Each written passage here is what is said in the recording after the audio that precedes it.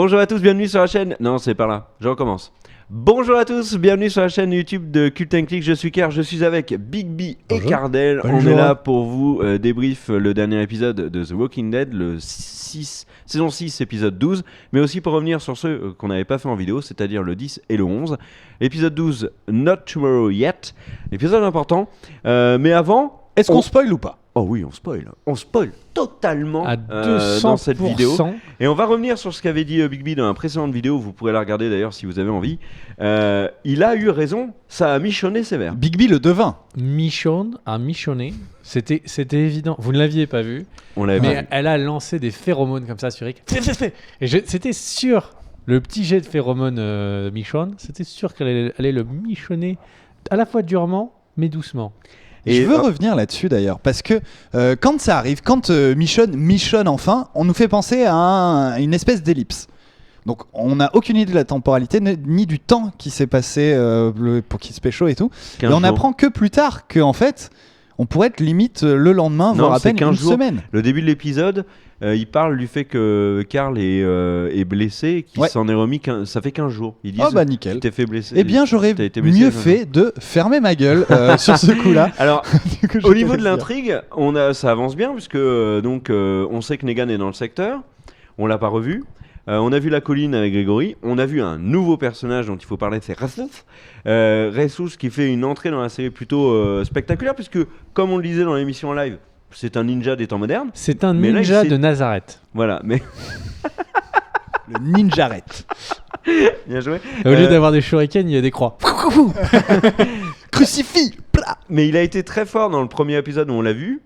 Et puis après, il s'est vachement adouci. On a découvert la colline. Rick, Daryl et compagnie sont vraiment restés les patrons. C'est tout simplement parce qu'il doit laisser le head and shoulder reposer, tu sais, sinon les cheveux, ça prend un volume. Il est obligé de mettre le bonnet, d'attendre. C'est un personnage puis en important. plus, je suis pas d'accord avec toi sur, ok, sur bah ce que alors, t'as dit.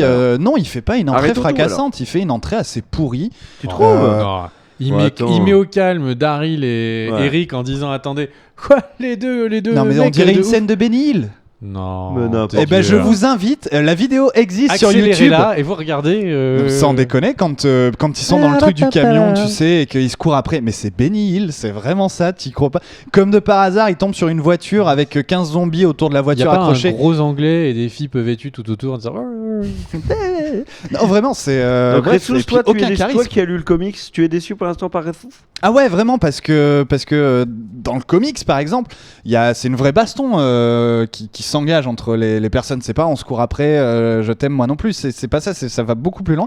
Et puis, dans le comics, Jésus, le personnage, a un charisme, mais de fou, c'est un fou furieux, mais un fou furieux gentil. Alors que là, tu vois que le côté un peu niais du personnage, non, je trouve. Il sent qu'il cache des trucs et qu'il en a sous le coude. Ouais, grave. Ouais, je suis pas d'accord. Il en a sous le bonnet. Parce que le fait qu'il arrive à se débarrasser de Daryl pour arriver dans la chambre où Michonne est en train de michonner, déjà c'est pas mal. Non mais il en a peut-être sous le coude, mais ce qui était bien dans le comic, c'est qu'on nous faisait pas poireauter 30 tomes avant de nous montrer ce qu'il avait sous le coude. Tu le savais direct, ça marchait vachement mieux qu'au contraire nous faire penser que attention à lui, on l'a pas encore vu de quoi il est capable de faire, mais faites gaffe, il est méchant. Dans le comic, c'est plus rapide, ça va direct à l'essentiel, et c'est ce que je reproche. Mais c'est ce que je reproche beaucoup à la série de Gaming Live, à la série de Walking Dead, c'est de ne pas réussir à aller à l'essentiel et prendre beaucoup trop de détours tout le temps, systématiquement. D'accord, alors parlons maintenant de cet épisode qui s'est passé. Dans la colline, l'ami Grégory et Maggie ont un accord, il faut aller défoncer Negan. Nos amis, donc Rick, Daryl et compagnie, vont dans la base de Negan. Ça c'est le début de l'épisode, ils se préparent, ils y arrivent. L'assaut, qu'en avez-vous pensé ? Déjà, juste avant, je suis désolé de casser ton filet. Le truc, c'est que je trouve très bizarre qu'ils prennent les devants en disant on va attaquer Negan. Depuis le début de la série, en fait, à chaque fois, la compagnie de Rick et les Joyeux Lurons, à chaque fois, ils sont dans la défense. Ils se font attaquer, ils essayent d'esquiver les gens, et à chaque fois, ils essayent toujours de trouver le chemin qui ne sera pas le chemin de la confrontation, sauf s'il n'y a aucune autre option. On est dans la communauté où tu sais donc où ils Alexandria. sont. Alexandria, exactement. On est à Alexandria et ils ont de la bouffe, tout va bien avec ça. Et alors là, par magie, ils n'ont pas de bouffe. Ils n'ont plus de bouffe. Ils n'ont pas de bouffe. Ouais. Ils n'ont plus de bouffe. D'un seul coup, on passe d'un épisode à l'autre. ils sont en train de faire des cocktails. Si vous vous souvenez, ils font des cocktails, c'est la fête, tout le monde est oui, sympa. c'est vrai, ouais. Et il se passe 2 épisodes, ils ont plus rien, et ils sont tellement en train de dire on va mourir. Il se passe 15 jours du coup. Ils sont... vu Non, les- mais les- c'est un truc de ouf. Donc en 15 jours, la communauté qui tient depuis des mois n'a plus rien. Donc faut se poser des questions. Et ils prennent la décision qui est complètement contre caractère de dire ok, on va les buter, c'est eux ou nous. Et en fait, ils sont en train de se transformer dans les bourreaux du terminal en disant on se fait pourchasser depuis des années, on va devenir nous les bourreaux. C'est très très bizarre. Et j'ai envie de dire, c'est peut-être. Alors, il y a. Moi qui ne connais pas le comics, j'arrête pas d'entendre que Negan va être très méchant, qu'il est très très très très méchant, etc.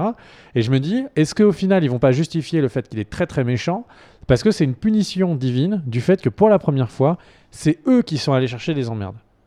C'est vrai que en sachant que Negan est un ouf, on sait pertinemment que cet assaut ne peut partir qu'en cacahuète.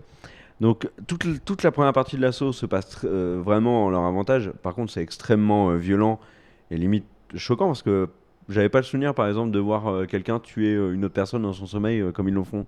Parce qu'on a l'impression qu'ils tuent les animaux, quoi. C'est perturbant. Mais on sait que de toute façon, leur plan ne va pas fonctionner et que Negan va être taré.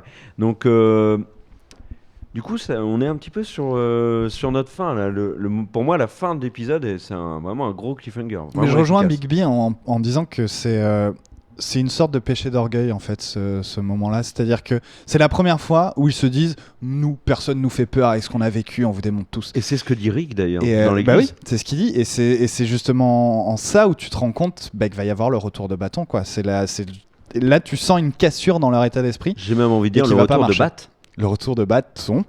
Oui, je ne sais plus comment rebondir là-dessus. C'était une sorte de mini spoil. Et puis voilà, c'est une sorte de péché d'orgueil en fait. Et à mon avis, ils vont se le prendre en pleine face. Et donc, en fait, on a coupé un petit spoil. Et donc, tu disais quoi, mon cher Kerr ? Alors moi, je disais que dans cet épisode, il y avait, pour ceux qui ont lu le comics, des indices très flagrants, trop flagrants, de ce qui va peut-être arriver dans la série par la suite. Et je pense que c'est tellement flagrant et tellement attendu par ceux qui connaissent, mais aussi par ceux qui ont lu des articles, qui ont écouté certains acteurs de la série, que je pense que la série nous piège et va finalement faire quelque chose qu'on n'attend pas.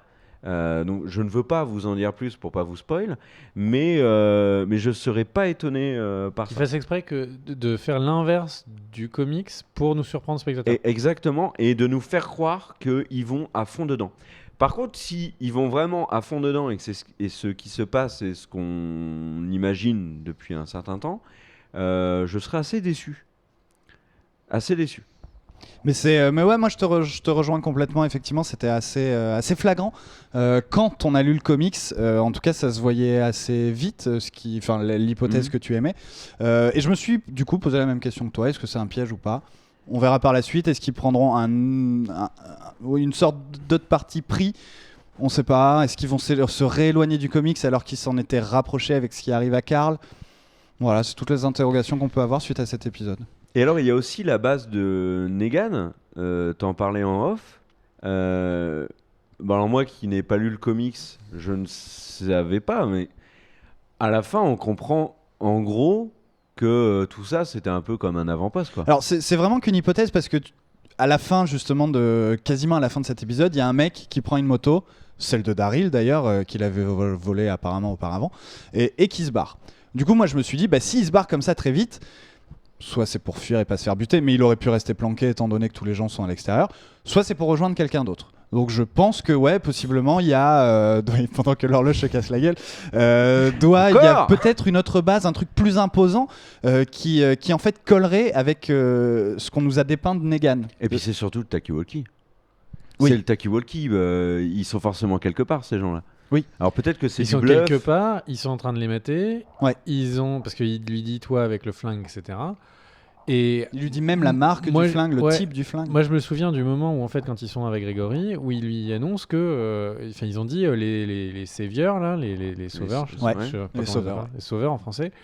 Et en fait, que quand ils sont arrivés, ils ont tué un gamin de 16 ans juste pour montrer qui c'était les papas. Là, j'ai envie de dire, j'ai l'impression que c'est peut-être un truc comme ça qui va arriver. Genre, ils vont dire, donc ils ont dit, on a Maggie et Carole. Et boum, on va les shooter. Enfin, pas on va les shooter Maggie et Carole, mais on va shooter quelqu'un chez vous, histoire de montrer et la brutalité du truc. Imaginez, là, on est en train de. Et ils ont quelques personnages pas, excuse-moi, mais ils ont quelques personnages pas si importants que ça, comme le mec qui est justement des Hill, qui, vous savez, qui est celui qui a apporté Celui la qui a le tête. bras cassé. Voilà. Ouais. Par exemple, lui, ils peuvent le dézinguer, tout le monde s'en fout, quoi. Ben oui, mais ils vont pas introduire Negan en désignant quelqu'un qui est pas important. Par contre, Non, mais là, on n'est pas en train de. Enfin, c'est pas un Negan. Et puis, ça pourrait être un épisode où il y a d'un seul coup le retour de bâton. Boum, il y en a un qui meurt. Il y en a un autre qui meurt. Bam, bam, bam, bam. Et en fait, ils se font décimer, quoi. C'est une des possibilités. Ouais. Et une autre théorie, et s'il tuait Carole?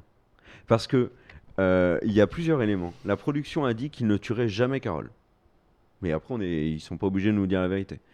Ils l'ont clairement dit. Et après, dans cet épisode-là, on voit énormément Carole. Carole qui se met en couple. Carole qui apparaît comme la maman C'est vrai qu'à un moment, je me suis dit d'Alexandria. qu'elle avait l'air de faire ses adieux. Mais le truc de Carole, c'est que scénaristiquement, c'est compliqué de la laisser partir. Parce qu'en fait, ils peuvent tous se faire emprisonner chez Negan. C'est pas grave.